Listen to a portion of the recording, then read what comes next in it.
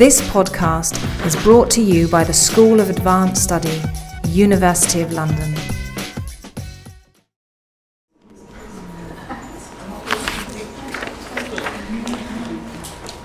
Okay, so shall we make a start? Before I introduce our speaker, I've just got a few announcements to make. First of all, the next Studies of Home seminar will be on Wednesday, the 2nd of April at 5:30 in this room, and that seminar has been rescheduled from a few weeks ago. The speaker is me, and I'll be talking about my research on 19th century institutions and material culture. I've also been asked to mention that there will be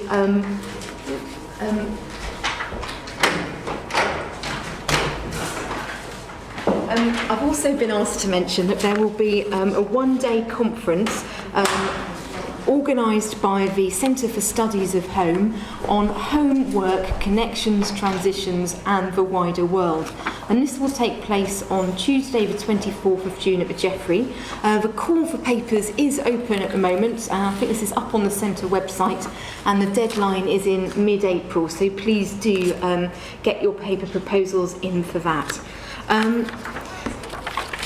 So I'm delighted to introduce Dr. Keren Protheroe, who, sorry if I'm mispronouncing, who has relatively recently completed her PhD Bloom and Blotch for Floral Print and Modernity.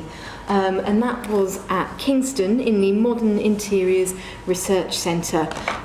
But Keren has also worked for Moda, and including putting together a recent sort of travelling exhibition, Petal Power, which is all about the role of women designers.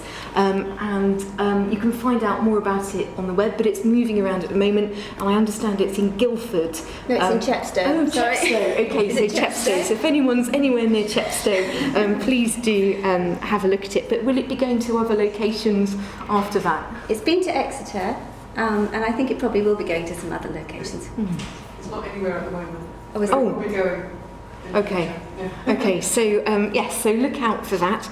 And Keren is going to be talking to us today, developing her PhD work and moving towards postdoctoral work. Yes. Okay. So great. I'll just hand over. Thank you, Jane. Let me get back onto the right screen.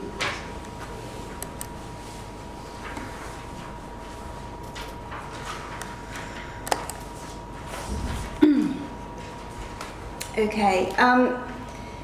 Yes, the talk I'm going to give today does take research from my PhD, but it's also allowed me, putting it together has allowed me to think a little bit more beyond the things that I couldn't fit into my PhD.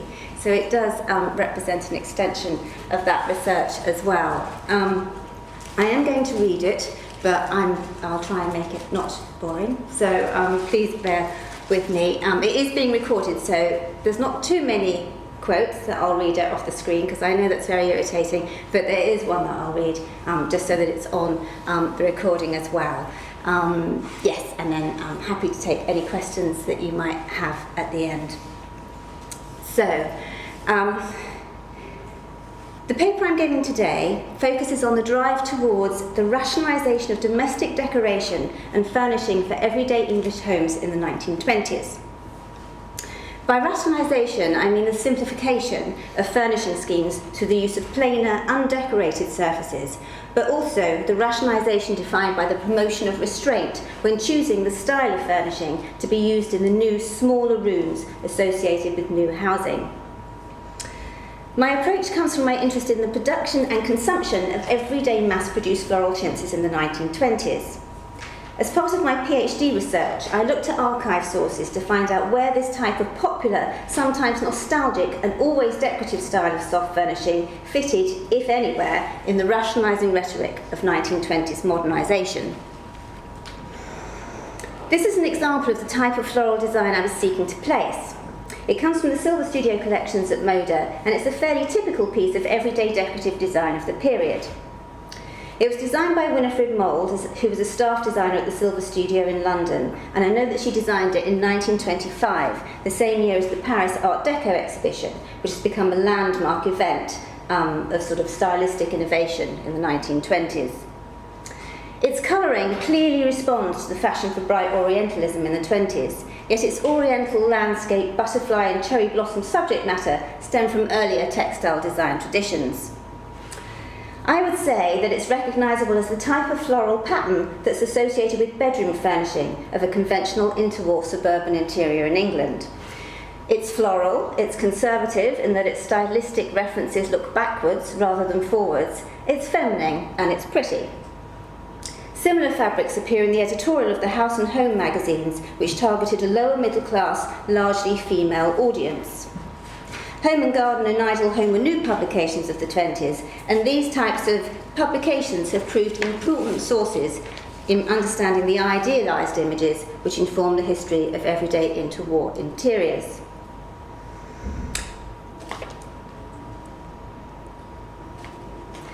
That historicist style floral patterns and their furniture equivalent, the reproduction wooden suite, were emblematic of the conservative taste of the English interwar lower middle classes has been substantiated by their historiography, which includes scholarly research on manufacturers' archives, analysis of advertising literature, and thought-provoking essays on the cultural significance of chintz fabrics for consumers.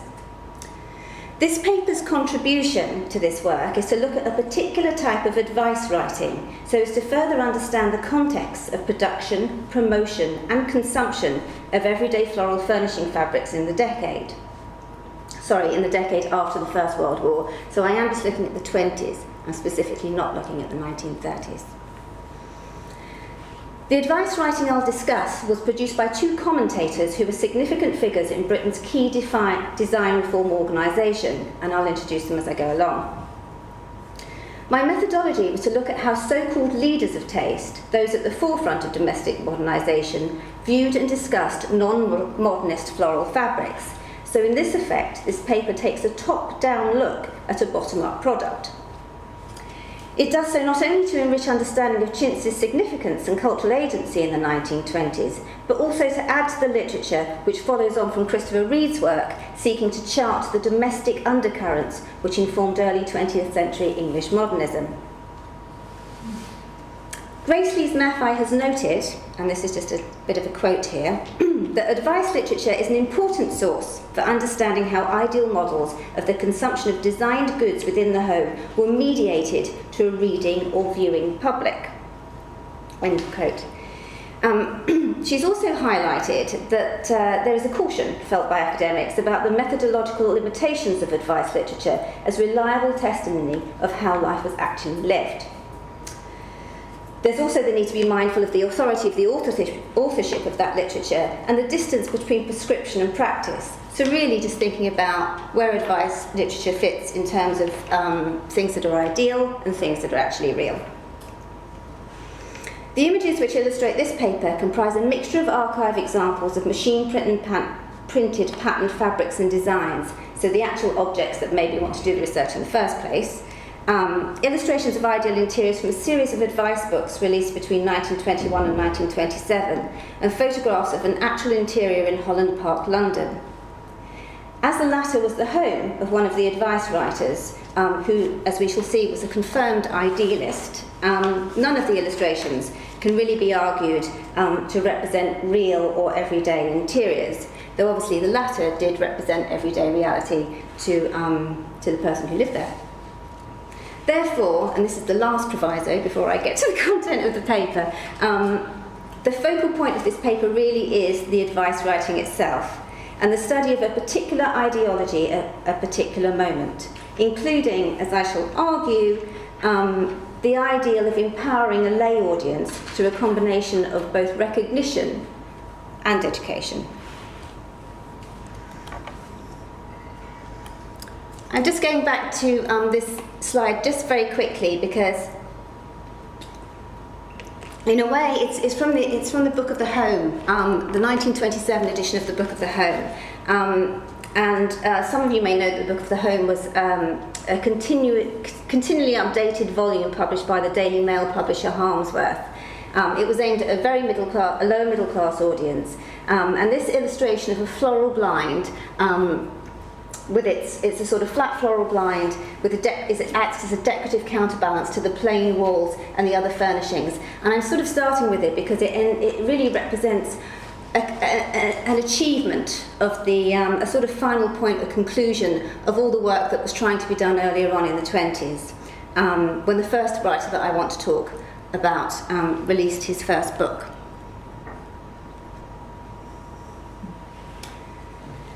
The title of this paper comes from a quote from the design commentator, prolific writer, trade journal editor, and sometimes public intellectual John Gloag.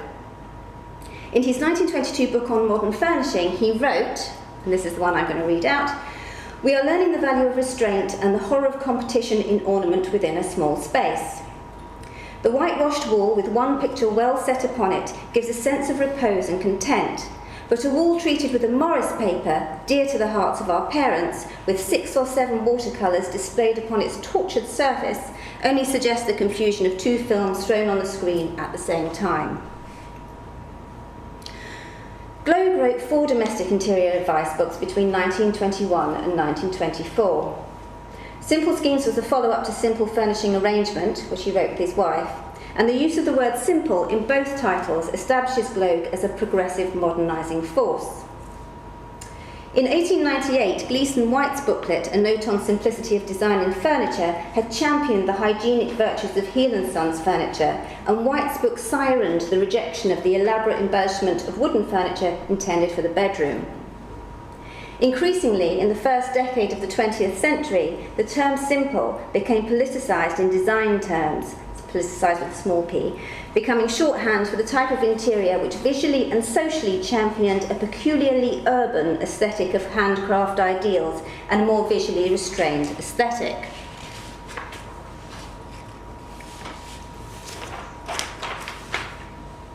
That for Gloag and Morris wallpaper was tortuous when confronted within a small space and a source of horror when combined with paintings hung on a wall suggests his familiarity and perhaps agreement with the polemic coming from continental Europe.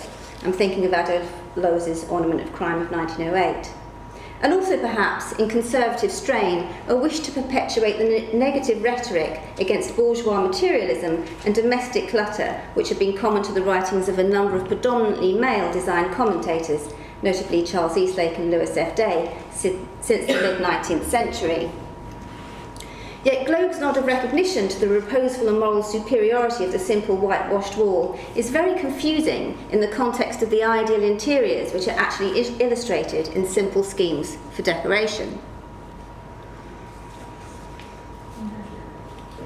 This is Gloag's Chinese bedroom, an ideal furnishing scheme which seems neither obviously simple in its aesthetic nor simple in its attainability. Furnished with 18th century antique furniture, including and especially wallpaper, it suggests a rejection of Morris's ideals, perhaps mostly in favouring the Georgian over the Victorian. Jane Pavitt and Elizabeth McKellar have written about the appeal of 18th century classicism to architects and professional decorators in the interwar years. Gloag's career spanned over 60 years, and his writing included books on the history of English architecture and antique furniture. Yet I would argue that his simple furnishing books belong largely to the genre of practical advice literature rather than antiquarian scholarship. In fact, the opening line of Simple Schemes makes exactly this claim.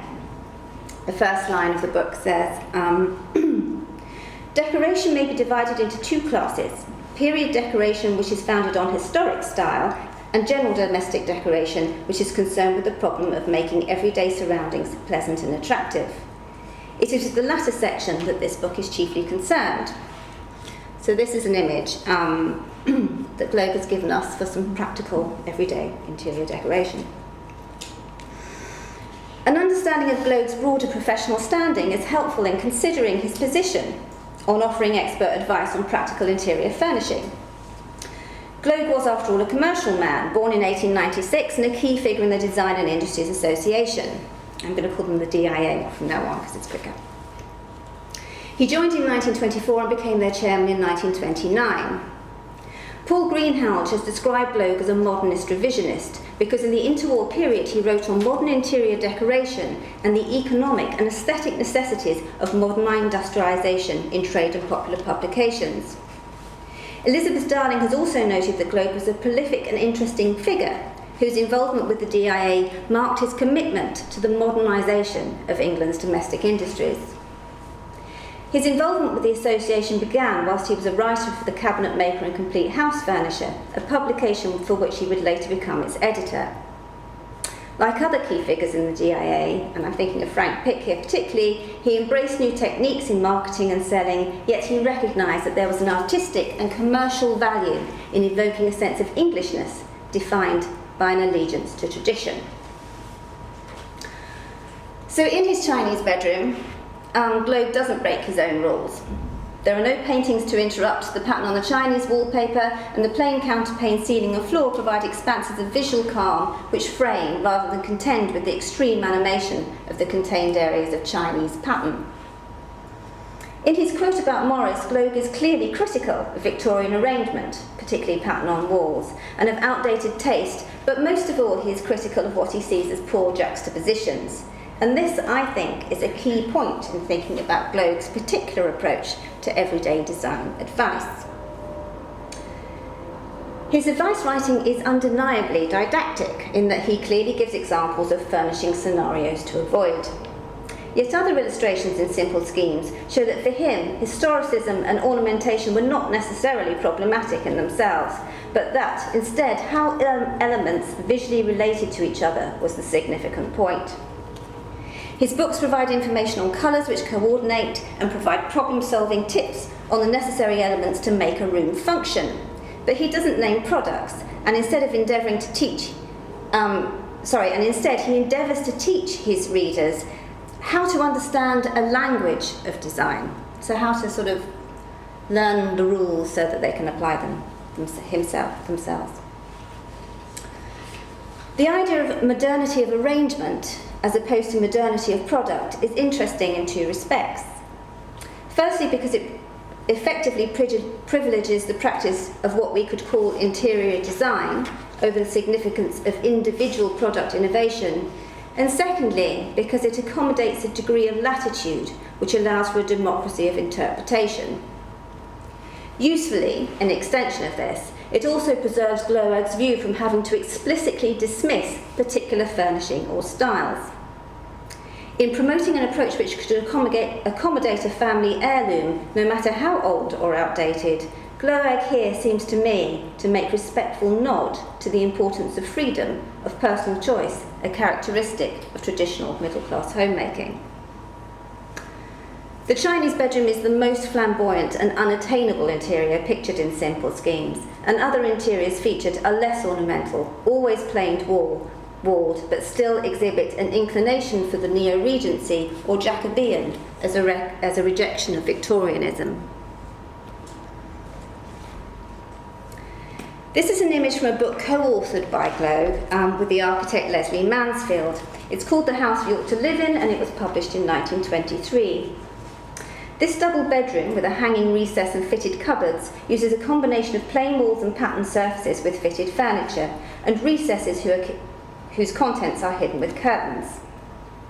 Its components combine backward and forward-looking design elements, broadly comprised of a combination of rectangles and grids, even extended to the decorative counterpanes, which suggest florals arranged in a grid pattern. And I've just pulled out, this isn't the pattern in the actual illustration, obviously, but these are the kinds of small-scale floral patterns which were used for as kind of loose counterpanes, to make loose counterpanes. A curved mirror over the fireplace and the cabriolet footstool with its laurel and sprig upholstery cover are the only curves on offer in this rather masculine interpretation of a room more frequently represented as a feminine space in advice literature.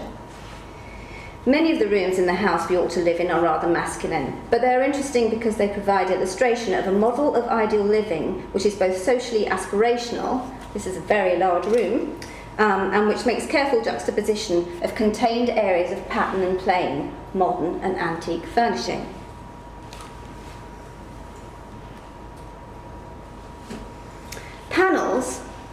or contained areas of pattern in plain walled spaces are also a distinct feature of Colour and Comfort. Written by Gloag, it was published in 1924, the same year that the DIA were involved in the design of two 1924 rooms for the British Empire exhibition. There is a crossover in the content between the advice in Gloag's book and the BEE displays, to the extent that the book could be seen as an accompanying text to the exhibition. Colour and Comfort is comprised of a number of chapters written specifically for the book, plus an article which was previously published in The Sphere and another published previously in Good Housekeeping magazine. The book has a whole chapter titled Pattern and Its Problems, and another on fabric colour schemes.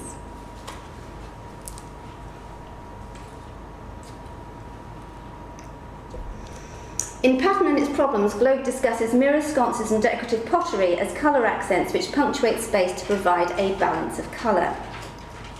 In doing this, he treats the room as a canvas on which colour is dispersed. He writes, "In dealing with colour planning, the significance of pattern must be comprehended. If decoration is to offer repose and harmony, in a word, comfort, it is desirable to take a broad view of pattern. Examples have been given of pattern that is concentrated and distributed. In the broad decorative sense, the effect of various pieces of individual pattern in a colour scheme has been studied with the whole scheme in view and not with regard to the particular merit of each piece of pattern." His opinion on plain walls is included in the chapter on fabric colour schemes, and his advice on this point is categorical. The best backgrounds for fabric schemes are buff pale grey, stone colour and cream, or combinations of those shades, such as buff walls and cream woodwork. Such treatments are fundamentally unassertive.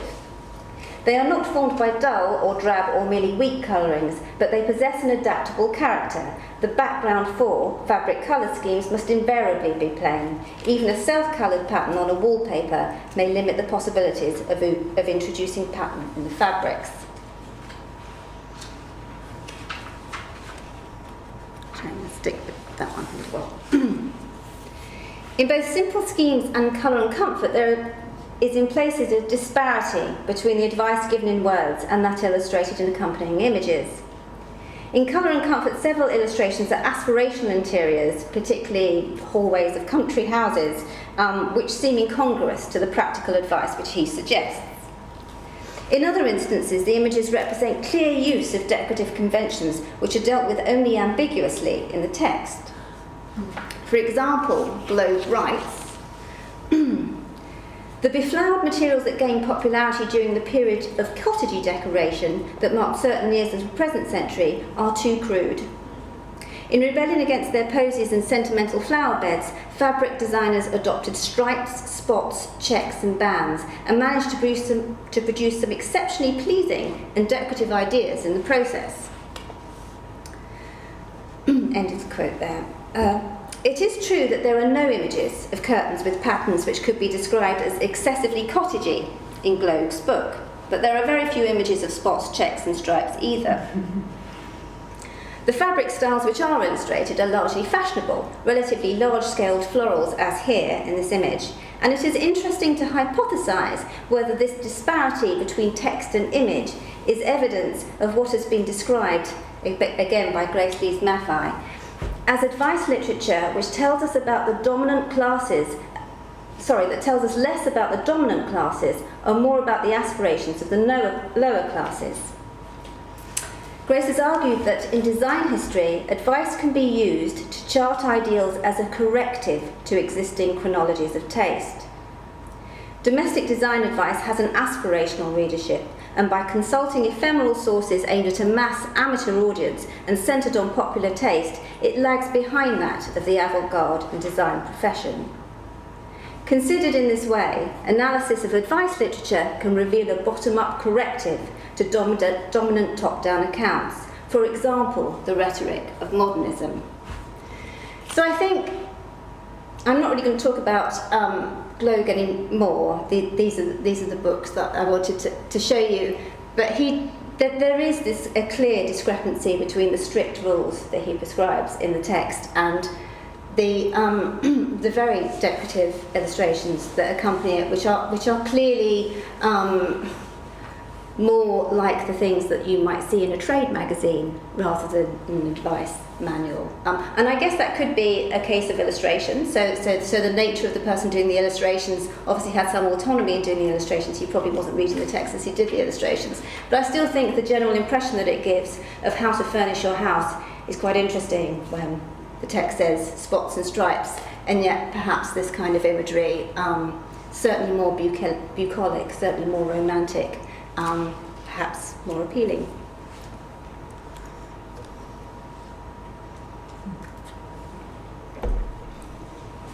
I'm now going to talk a little bit about the negative associations of plain surfaces and the idea of small new housing that was built in the 1920s. Globe's book as a promotion of colour as a device to create comfort, and its promotion of plain surfaces notably steers clear of any discussion of whitewash. In 1904, the Interdepartment Committee on Physical Deterioration report had criticised working class housewives for domestic incompetence, and although physically and visually hygienic furniture found its progressive middle class audience at the turn of the century, the image on the left is from the Gleason White booklet for heels that I mentioned earlier. Conspicuous expressions of hygiene in non-working areas of the house, so not kitchens or bathrooms, could be associated with negative social connotations by the 1920s. In London, domestic efficiency classes were provided for working class women in the new London County Council colleges, and the design of furniture for workers' dwellings, including examples designed by Ambrose Heel, emphasised the need for dust-free fitted furniture and unadorned washable painted surfaces. Viewed through the lens of middle-class social anxiety, the aesthetics of the plain, distempered interior took on connotations of working-class necessity, in which comfort was the achievement of health and hygiene rather than self-expression through creative arrangement of furnishings. The small middle-class English house had a long history by the 1920s, but the development of the first post-war local authority housing from 1921 at Becontree in cottage-style estates coincided with a severe housing shortage for all classes after the First World War. Government subsidies supported the first wave of speculative house building, and John Burnett has suggested that the parity of size between local authority and new private housing challenged an established hierarchy of social class divisions.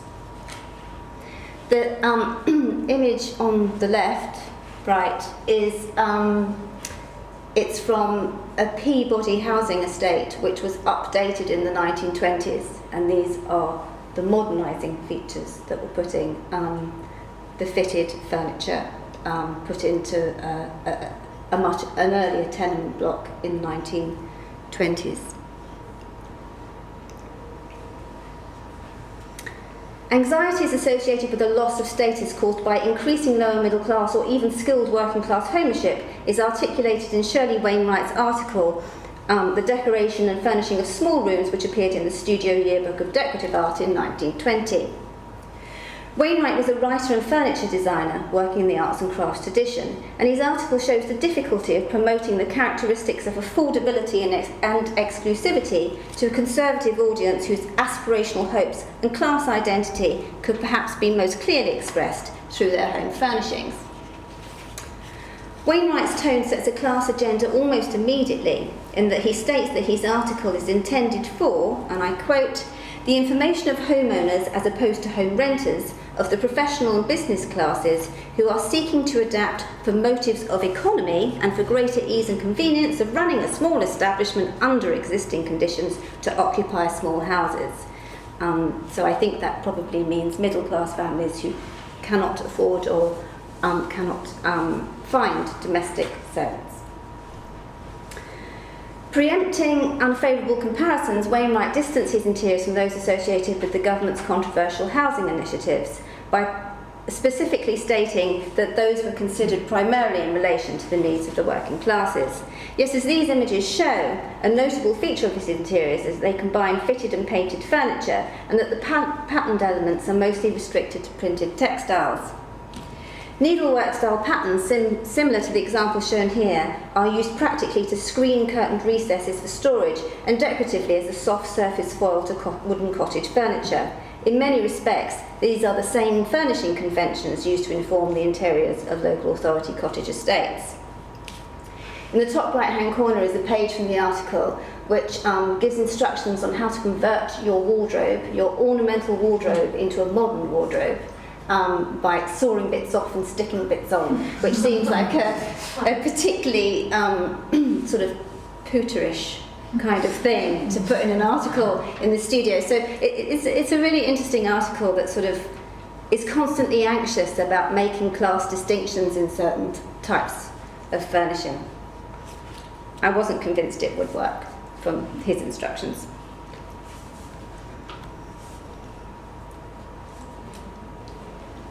Hygienic utilitarianism was not the only manifestation of plain interior decoration which sat problematically with conservative middle-class commentators and the assumed values of their audiences in this period.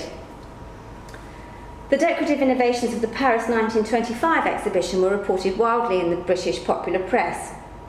Yet the innovations at the exhibition which promoted an anti-decorative aesthetic, such as this hotel hallway, designed by the Swiss architect Le Corbusier, appeared only in more specialist publications where their uncompromising aesthetic was often evaluated in terms of national comparisons. In his introduction to the set of photographs which includes this example, Gloag explains that the 64 plates in this collection suggest that rational and utilitarian considerations are all-powerful in the making of widely varying things.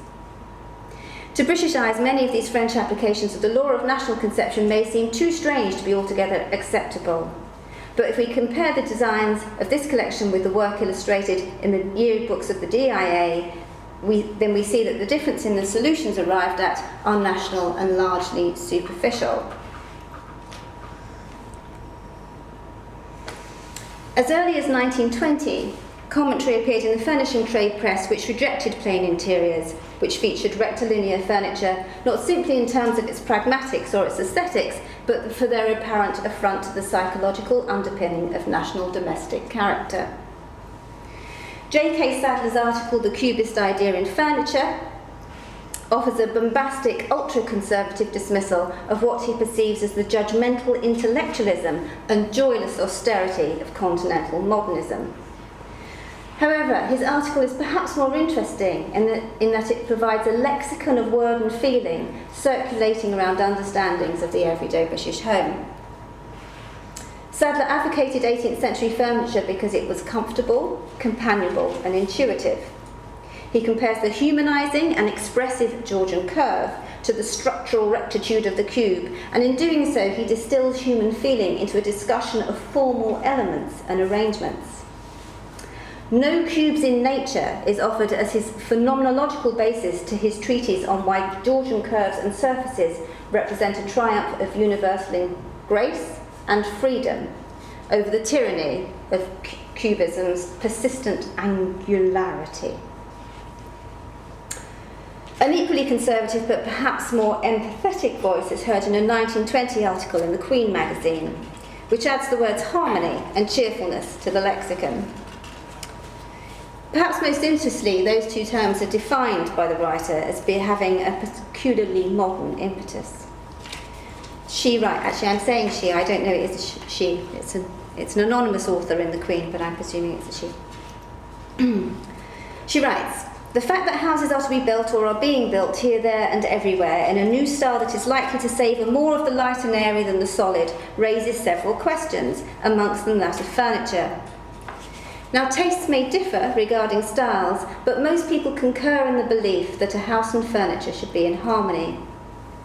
There is only one thing to do, devise a plan so that the furniture shall fit the room in every way, and also see that the tout ensemble is cheering. Here is a great victory, for there is no gainsaying the fact that in the past severe solemnity has more than once ruled, and we have been through too much lately to maintain this custom." If Gloag's approach to interior modernisation seems conservative and cautious, then perhaps this opinion in the Queen puts his approach in contemporary consumer context. If consumer desire for cheer as opposed to efficiency, for harmony rather than visual purity, was a significant force in selling decorative goods, then that would have been justification enough for even the most progressive reformers to maintain an allegiance to the symbolism of cheerful, sensory, floral design, particularly if they had commercial concerns. Many of Globe's colleagues in the DIA were textile producers who were proud of their 19th century achievements of their firms, and into the 20th century were commercially aware that there was very little market for improving austerity amongst modern consumers, particularly in a modern climate which was informed by, as the Queen article suggests, a complexity of social feeling, as well as the newly colourful pictorial advertising.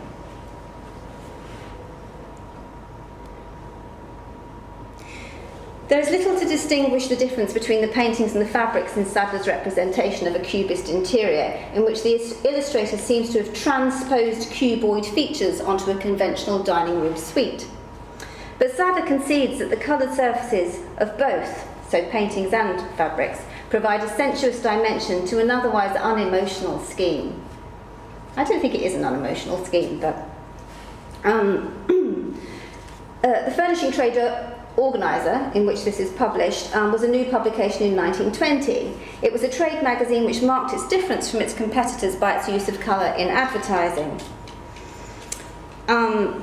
Yet, features on how to use cubist or futurist, fabrics like this were sometimes called futurist-style fabrics, are notable by their absence even in this colour publication.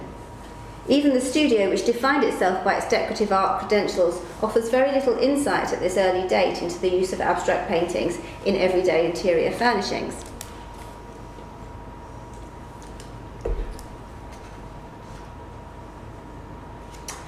Yet the order ledgers of Heel & Sons from 1919 to 1925 include work by designers who produced this peculiarly modern style of pattern. How then were these types of patterns promoted as a modernising force in everyday interior decoration? The second advice writer I want to introduce was also a key figure in the early years of the DIA. Minnie McLeish was the first woman to sit on the association's council, and she designed textiles, trade cards, trade stands for several manufacturers who were also key figures. Morton Sundor, Heel & Sons, McFisheries, Poole Pottery and Crittall Windows are just some of the firms who commissioned her to produce freelance design. She's been a useful subject for my research because she was very vocal about the processes and the purposes of industrially produced modern design.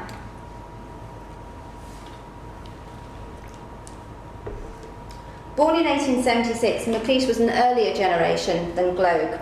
Her training at Liverpool's Municipal School of Art had a decorative arts basis, with a strong emphasis on modern printing and its commercial use in advertising as well as design.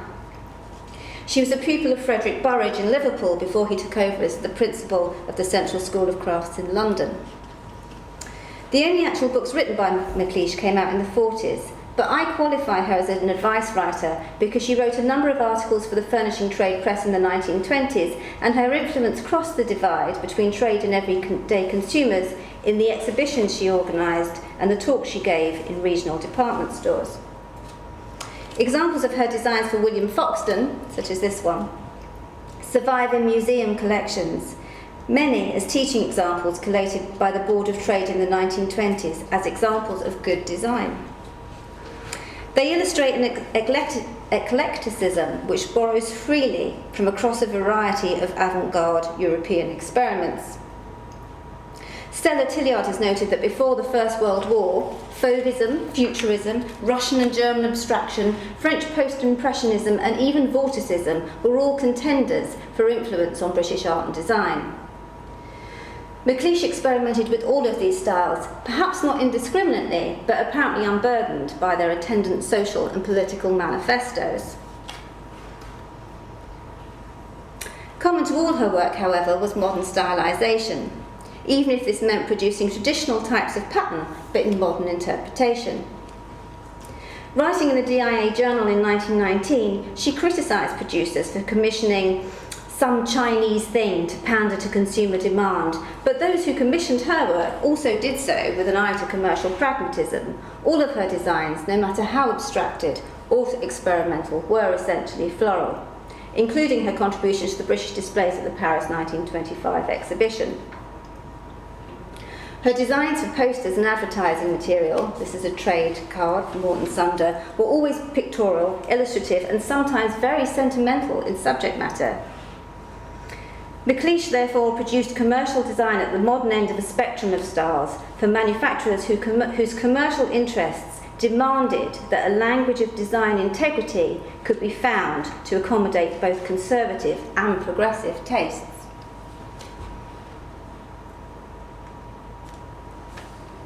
In his 1995 essay, Paul Greenhalgh summed up this idea when he coined the phrase the English compromise. He used it to describe a conciliatory approach wherein manufacturers employed modern means to produce goods which responded to the popular appeal of traditional characteristics in design. McLeish's modern style graphic illustration on the right advertises Morton Sunder's unfadable dyes, a key area of technological innovation in the textile industry in the 1920s. The historicist style textile on the advert on the right was likely produced using this cutting-edge technology, making it modern in materials but retrogressive in appearance. It is the English compromise in action, and perhaps a perfect material and social solution to the conservative labour-saving home.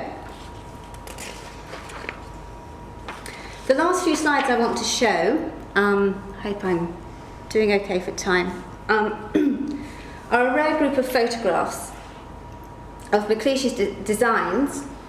I think you call them designs, you might call them paintings, produced as decoration for the inside of her home in Holland Park. Sadly, little other documentary information survives about this house, but electoral registers from the 1920s suggest that it was a far from conventional setup.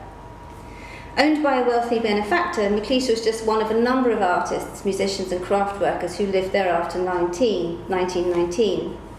McLeish and her friend and fellow designer Constance Irving's work is a dominant presence in several of its key rooms. This is a photograph of the sitting room, which, as you can see, includes a painted panel above the fireplace, which provides an accent of dynamism in a space which is otherwise dominated by visual calm. The architecture of this room reflects its 19th century construction, but even in this adapted space, a modern whiteness has been used to plane the backdrop to a panel of pattern.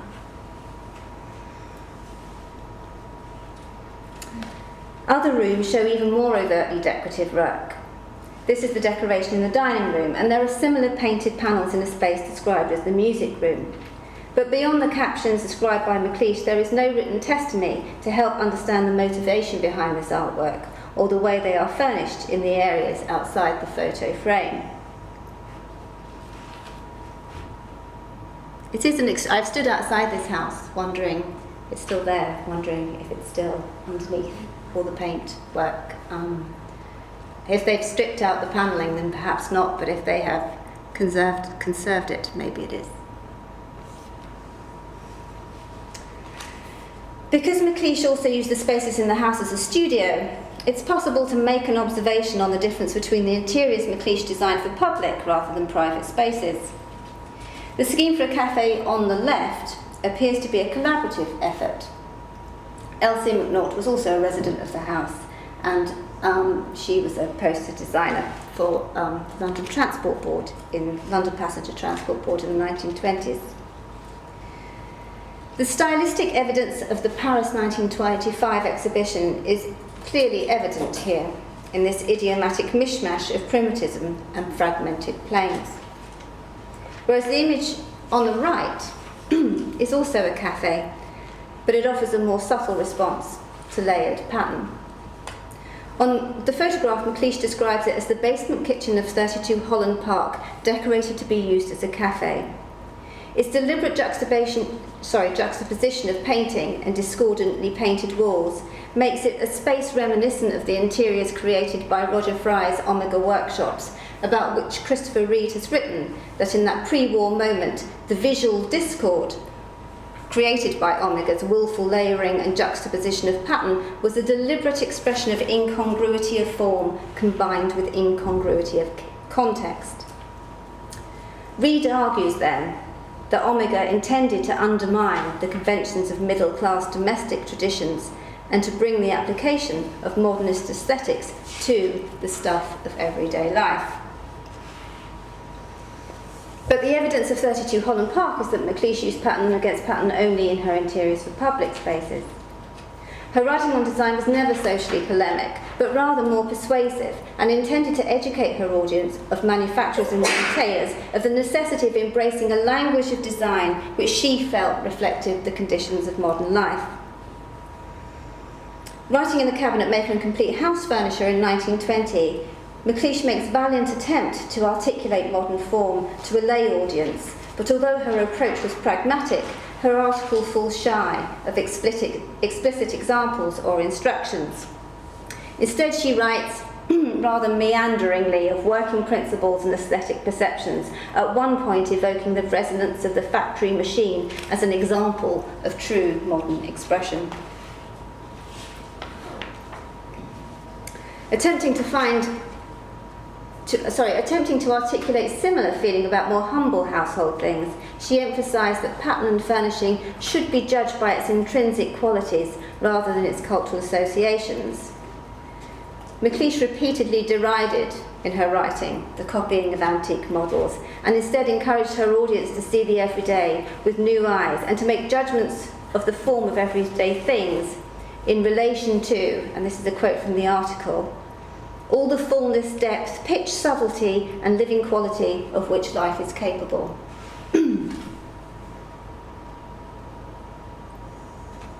This is the actual article, and she's actually using illustrations to try and explain what she means by form that has energy and life and modern life in it. This is one of her designs which it doesn't actually appear in the Heels ledgers as something that they sold.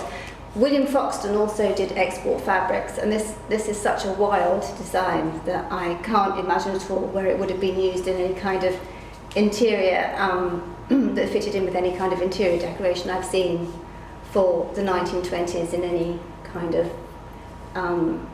domestic design manual. But this is the kind of work she was producing. She was very eclectic and very brave in her design. So in conclusion, compared to the more practical instruction available in domestic magazines and advice manuals, the approach taken by Gloag and McLeish to teach their audience a toolbox of modernising principles fell short, perhaps because of an absence of clearly illustrated and tangible examples. Gloag and McLeish were both formalists. Their primary concern, the expression of modernity in everyday interior in decoration, was primarily about juxtaposition and arrangement, about plain against pattern, a balance of colour, and expanses of plain next to areas of detail. As voices of the DIA, they promoted the idea of fitness for purpose in design, but this was a concept which I would say found greater clarification in the 1930s, when the landscape of British design and to some extent housing provision had settled. The DIA's contribution in the 1920s, so not just Gloag and McLeish but the organisation generally, has not really been recorded favourably. Raymond Plummer has noted that it was derogatorily known as the Pots and Pans Club by some of its peers, yet its own records show that manufacturers found the association was too evangelical and idealistic. Fiona McCarthy has written that the DIA efforts were undermined by being just too countrified in their allegiance to the ideals of Morris's arts and crafts. In attempting to understand the context of everyday floral furnishing fabrics through the readings of Gloag's and McLeish's design advice, it seems clear that both promoted their ideas by appealing to the vested interest, or attempting to appeal to the vested interests, of manufacturers, retailers, or consumers, who they did consider to be their primary audience. Gloag's illustrated combinations of antique furniture and antique textile patterns arranged in otherwise plainly surfaced rooms epitomise the tactic of promoting evolution rather than revolution, an approach in tune with the climate of post-war feeling in which the pleasures of home were required to be enduring and to some extent conciliatory. Although Wainwright's image of the small house respectably furnished offered a relatively unexciting English response to utopian experiments being pursued in continental Europe, it still suggests that in the modern imagination the small house was equated with a bright future in which better standards of civilised living would be available for more people. McLeish's work is perhaps more revolutionary, yet her allegiance to the floral in her work and her campaigning activity in the democratic realm of the department store suggests that she too felt that in the cause of modern design, the most progress could be made by engaging sympathetically and with recognition to the desires of the middle ground. Thank you.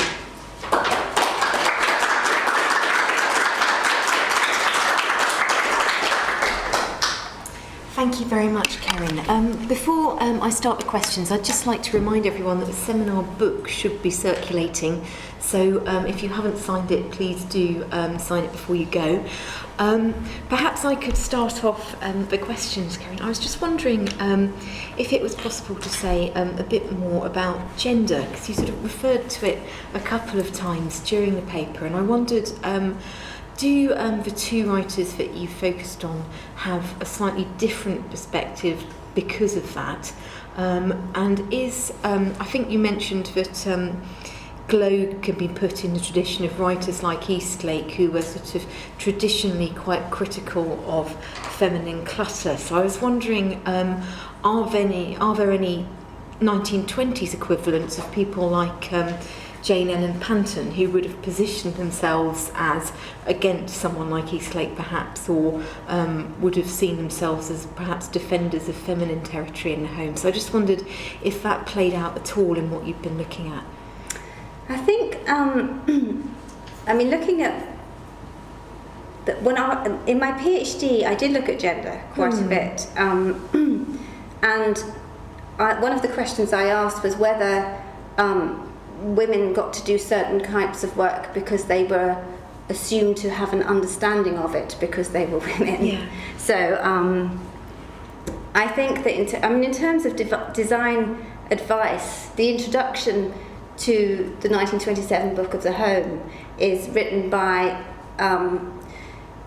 in fact I can't remember her name, but she's like a philanthropic figure who says that this is where you can find the things that you need to live your life, because I understand that now modern life is like this and it's complicated and it's busy for a modern woman, so we are here to help you. So she sort of, that publication is set up as a feminine voice which says it understands to domestic life as being a female pursuit. But McLeish, I think, particularly was such an isolated female figure, and although I think possibly I put that thing in about Glow saying that he was perhaps against clutter, but I'm not. I think he's just more for modernism. So actually, yeah. I get a sense that I haven't read his diaries to know what his actual position was in terms of women as designers or women being advisors on designers. I think the house we ought to live in is probably the most masculine piece of interior design that I've looked at in the whole of my PhD. Every single room is hugely spacious with vast floor space and very staid furniture. It is a really interesting combination of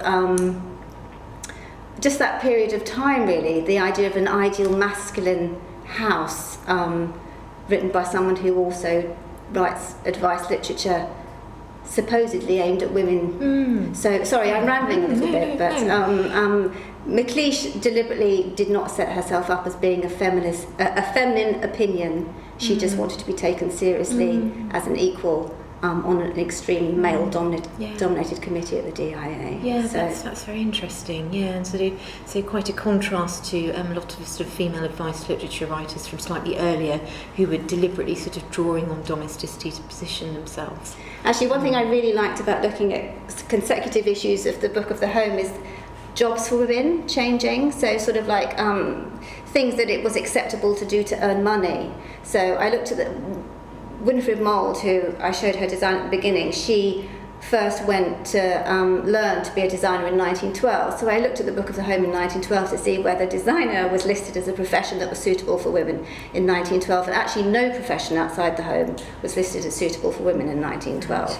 So in that particular edition, everything that was listed that was considered to be a suitable profession of women was something that you could do in your house, in a domestic space in your house. And there is a very interesting image of Winifred Mould in her studio, which is clearly in her house. So it's an adapted space in a domestic dwelling where she has arranged the sort of, it is like a proper portrait where you have the trinkets of her profession and the tools of her profession, that's a much better word than trinkets, surrounding her to set up her kind of demarcator, an area for her to work. Whereas McLeish, I have images of McLeish and she's never at home. You know, she's always on location in Germany or mounting an exhibition. So she was a very sort of dynamic, non-domestic, and she didn't live a very conventional domestic life. So, yeah, so I'm sure we must have some questions. I'm sorry, I realise it's 7 o'clock already, so that was a very long paper. I think that. Yes, I think that's okay. It's fine. It's actually 6:30. That clock's very misleading. So. I mean, the work that I wanted to do next really is I'm interested in McLeish's work working in department stores because I think she was good value. I think that's why she did well in the DIA, because although her writing, I've criticised it in the paper really for not being practical enough. It's too romantic, too much about civilization and the glory of the machine and all those kind of cliches of modernism and modern expression in modernism. But I think that made her a good campaigning voice. I think she was I think she was an enigmatic figure, and maybe because she's a woman, she did have some kind of. I'm not sure whether men were asked to go to department stores to give talks and to put together furnishing campaigns, so that probably did have an influence on things that she was allowed to do as opposed to not allowed to do. The DIA did an exhibition in 1920 at the Whitechapel Art Gallery where they put together room sets of interiors which they had deliberately furnished with cheap furnishers rather than expensive furnishers, and the women who were involved in that did the cheap rooms, whereas the men involved did the more expensive ones. Yes, that's typical, isn't it?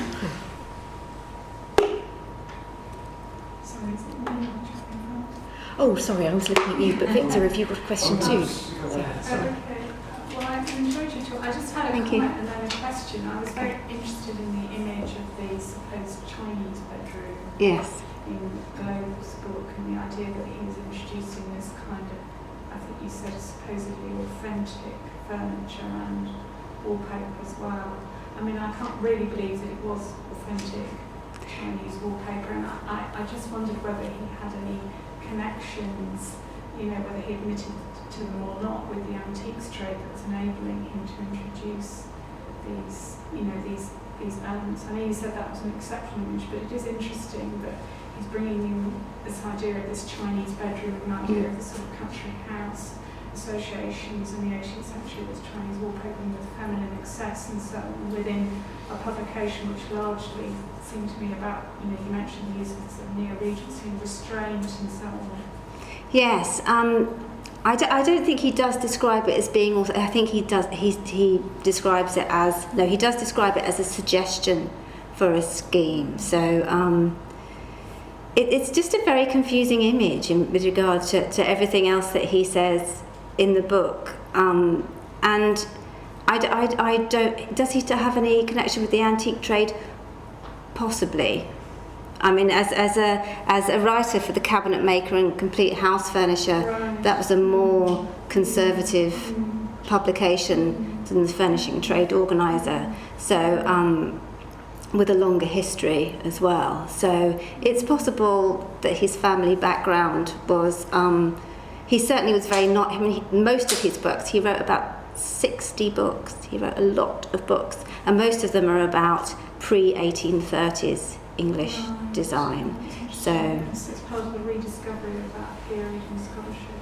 and part of the rejection of everything that happened between 1830 and 1910, really, that sort of like absolute periodisation. If it happened, if it happened in 1831, forget it. Before then, craft was good, English design was good, integrity was good. So I think it's very possible that I've become more interested in him since I finished. My PhD was specifically about 2 women designers, but actually he's become more interesting since I finished my PhD, just because he also wrote a publication for Penguin in the war, talking about business after the war, and he seems to not be particularly prejudiced in a very sort of conservative English way. I mean, he actually says at one point, I think we should just decorate like the Americans do. Just put together anything you like, that you really like. It's like, well, you've just written all these books beforehand that said, don't do this and don't do that and don't do that. So he is quite an interesting, unpredictable character, I think, who was very interested in modern trade and modern selling and advertising, and how information was presented about interiors.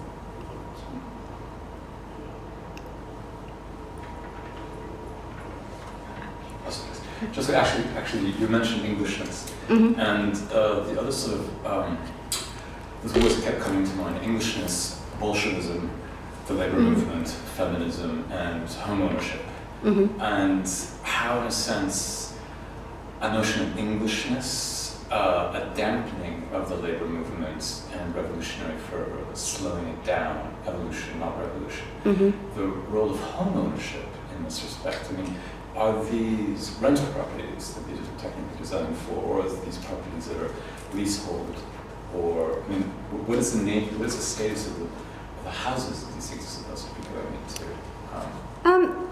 Outside of the Shirley Wainwright article, Globe never mentions the nature of the how, sort of what kind of house. I mean, he features interiors of those kind of beautiful 18th century townhouses that you have in London that have the circular hallways and the spiral staircases. So he has no problem with featuring that kind of representation, which is definitely not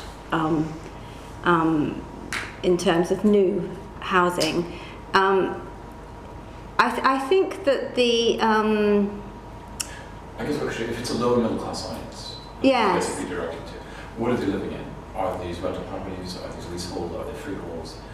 They would probably, I think they would be targeting new homeowners. So people who had built new, perhaps ribbon development properties in the suburbs that were opening up because of the tube lines opening up on the outside. So actual homeowners yes, with mortgages, basically, yes, who are fixed yes, to their properties. And are looking to buy things that they can potentially keep forever in furnishing their home. So the wooden furnishing suites, I think, there is, I didn't mention it, but there is a sort of subtext of anxiety about fashion. So the idea of decorating your home so in some respects it's enduring rather than fashionable. I mean, Minnie McLeish went to Russia in 1920, so she was very interested, which is very early for an artist to go to Russia. So she was very interested. I was in contact with her family and I said, do you know if she was a member of the Communist Party? And her niece wrote back and said, I don't know for sure, but she certainly had views. So she might have been. Was she visited? She visited, which, and there are amazing photographs of her in Russia in 1920. So she had views about the things, those words that you mentioned in your question. But there was also the problem of, I mean, I looked a little bit at Roger Fry's writing about the kind of popularisation of Cubism, and his opinions are dismissive is polite, where he's scathing about lower middle class aspiration to understand post-impressionism. So actually I think his view of McLeish's work would have been that it was just shocking, I mean, actually, I think some of it is just shocking. I do think that her work is extraordinary in being so confrontational, when actually she did work within, all of her work was machine printed, so it wasn't screen printed, it wasn't cheap to produce, it involved making quite an expensive production process to put it into production. So you had to have a guaranteed number of sales of yards to make fabric like that. So all of her work was, it had to have some kind of popular appeal, because otherwise you couldn't justify spending the cost of producing it. So she always worked within a commercial framework, even though she was completely out there with experimentation in every kind of visual representation, every kind of modern avant-garde visual representation. Though she was doing it in the 1920s, when of course it was more avant-garde before the war. So in many respects it was kind of derivative by then. Can I ask one last question? Yeah. Englishness. Yeah, sorry. The notion of a lowbrow Englishness. Yes. How this might be participating in this. And I'm thinking about Elizabeth Edwards' work in photography and the rise of sort of popular lowbrow photography around the turn of the century. Okay. In a sense that had a certain kind of dampening effect on the labour movement and social agitation, etc. Is there a sense of a rural, idyllic Englishness that, in a sense, that has a conservatism of a sort that has a dampening effect in terms of evolution vis-a-vis revolution along these lines? I think certainly, I mean, Heels, I think, certainly promoted that sense of Englishness. And also Glogue, part of Current Comfort was in the Sphere, which as far as I understand was a newspaper that was like the London Illustrated News that was sent to the colonies to sort of reinforce activity of what was happening in England in decoration. So it was for an overseas English audience to some extent. So I think that Englishness, certainly he is promoting English design, though the Chinese bedroom, that sort of not English design co-opted by the English, turned into something else, put into English country houses, then reinterpreted for a new ribbon development bedroom in the suburbs. You know, those constant transactions. I don't know how you trace any kind of authenticity or sense of, maybe a kind of a sense of English participation in everybody recognising that this is what home looks like in England. That list of words that came out of the Sadler article, I mean, it's such a sneering article at everything that he doesn't believe in. But it was quite an interesting list of words that he ascribed to the English home. Grace and, you know, it's predictable, I guess. It's predictable conservatism. But it's interesting to have it sort of summed up in one article and put specifically against the iconography of modernism. Yeah, I mean, I was just wondering if I could follow that point up by asking you if you perhaps thought of putting this in the context of Alison Light's work on conservative modernity. And of course, she's writing about literature, but her argument is very much that this kind of conservative modernity is produced by the First World War, and it's a reaction against Victorian imperialism in a way. But also, she has quite a complex view of conservatism. It isn't sort of simply a reactionary right-wing perspective. It's actually something that is very much in response to the society before it, and also particularly it's something that is not necessarily about reinforcing the class values and hierarchical social structure that had gone before it, if that makes sense. So she's got quite a liberal version of conservatism, if you like. Yeah. So I just wondered if you'd read her work and if it, you know, had any relevance to what you're doing. I did, and actually what I really enjoyed about her work is that idea of shared feeling across liberalism and conservatism, rather than things trying to set themselves up as what they're not rather than what they are. And I guess in a way that's why I wanted to look at people who were design leaders, to see how they felt generously about the things that they would predictably dismiss. And it has proved quite a fertile, but no, her idea of conservatism being about pleasure as well, about being the simple pleasures of going shopping on a Saturday afternoon and choosing a new hat and what's wrong with that, and you know, that's why what you know, there is a sort of activity that is also, I mean, perhaps advice manuals were in fact armchair shopping. So in their very, particularly, maybe that justifies those aristocratic interiors, that if you're going to sit down with a cup of tea and spend some time thinking about how to furnish in ways that you can never afford to furnish, then perhaps you really want someone to show you a Chinese 18th century bedroom, because that flight of fantasy is, you know, a delightful way to spend some time thinking about home. Hello. In contrast to an idea of a rural Englishness, you mentioned earlier on in the paper about a distinctively urban aesthetic. I was wondering if you could say a little bit more about that, both in relation to the urban in relation to the suburban, but also the urban in relation to the domestic interior. Yes, when I mentioned it earlier on in the paper, I was talking about a kind of, a conservative response in the furnishing trade press to the idea of an urban elite moving to the country, buying a cottage, painting it white, having very sort of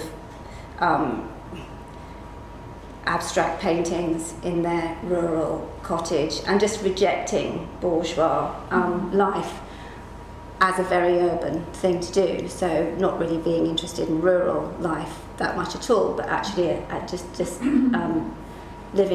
transporting their urban life to the countryside as a specific rejection of kind of bourgeois middle class life in the city.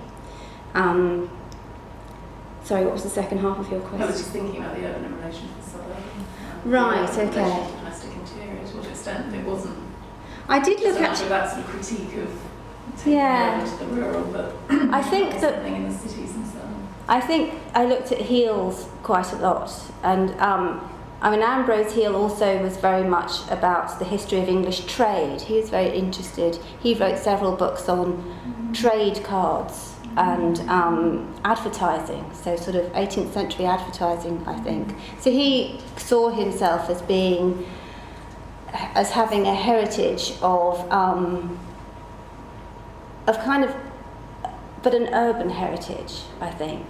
That it was about selling, and it was about the mechanism of selling.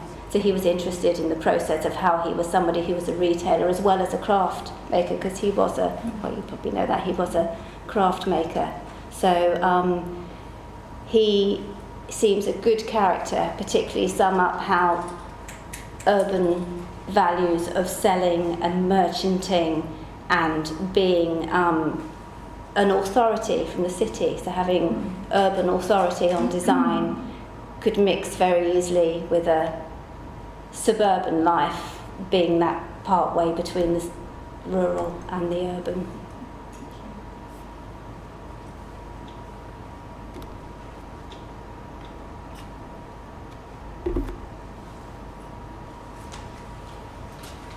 Well, if everyone else has gone quiet, perhaps I might be allowed to just ask one more question. I suppose it's just, again, going back to the theme of conservative modernity, and this is perhaps a bit of an unfair question since you're focusing mainly on two advice writers for this paper, but I was just wondering what your impression was of the broader spectrum of advice writing, and how much conflict and difference there was in the sort of perspectives of individuals within the sweep, if you like. Because I was just thinking, just having read quite a few late 19th century advice manuals, I struggled a bit actually to come up with a single narrative about all of them, because they always seem to sort of push in different directions and argue surprisingly different things. So I just wondered if you could say something about that, although I do appreciate that this paper was focused very much on two writers. So I think that, the nature of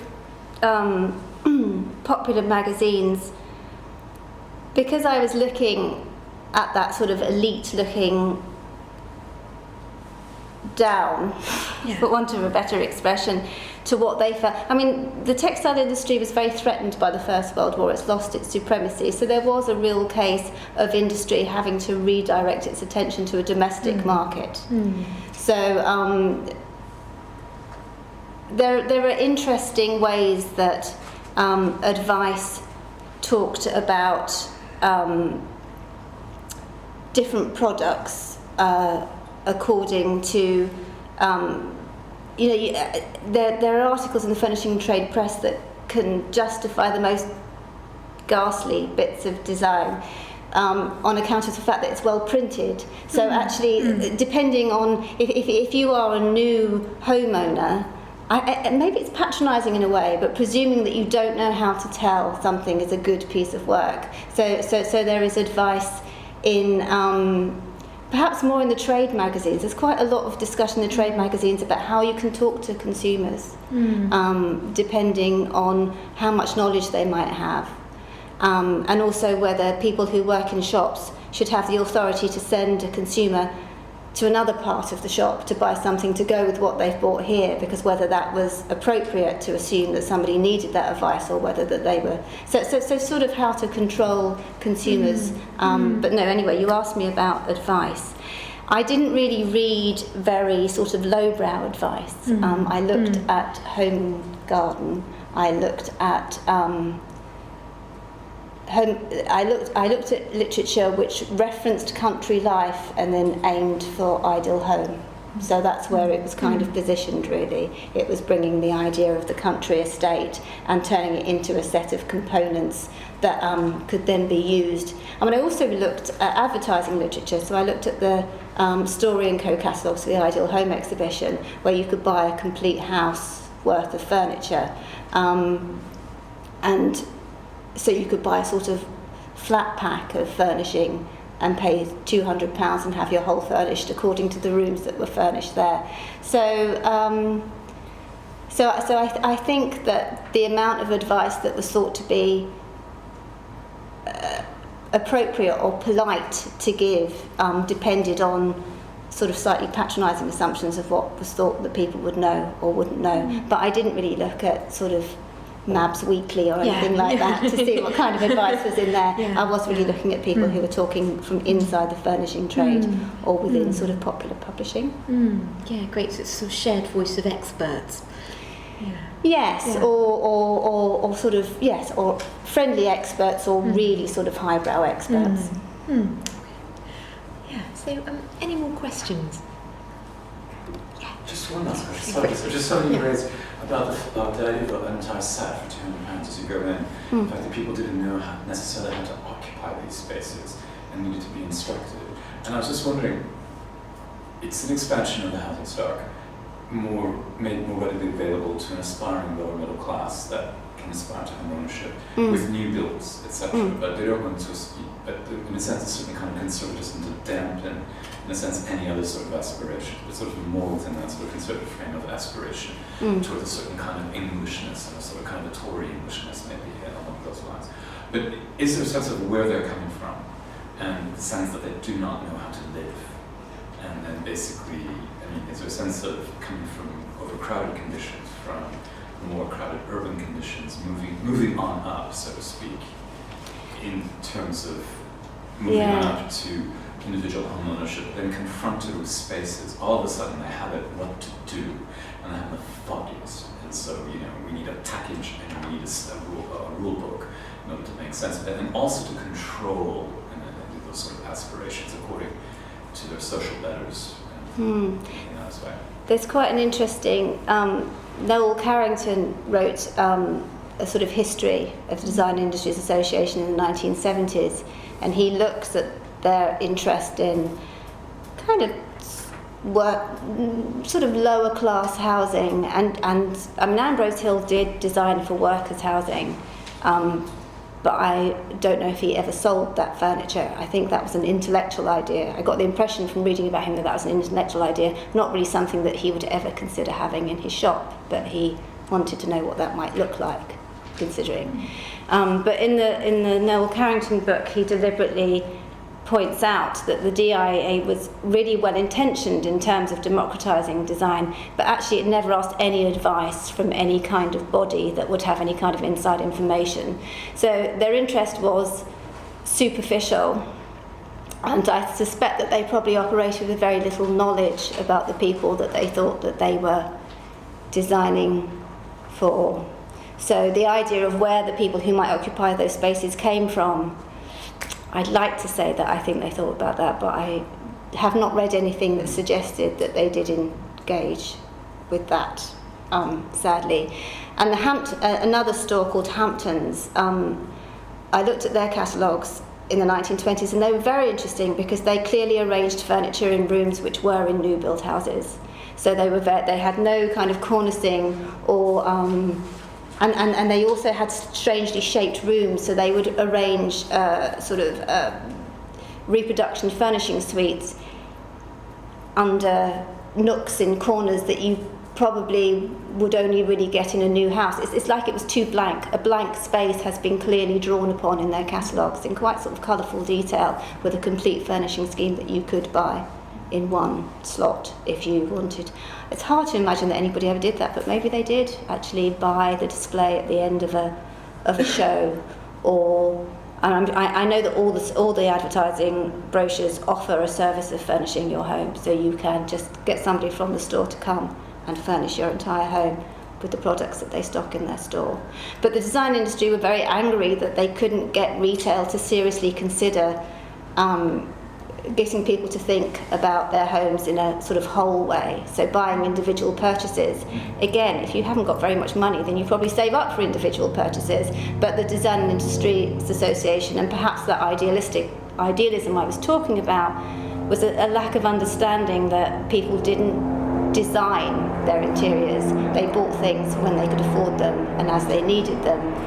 But again, that wasn't part of what they were promoting. They wanted people to think about design as a process, and a home as a whole, and certainly a room as a space, which was a contrived one.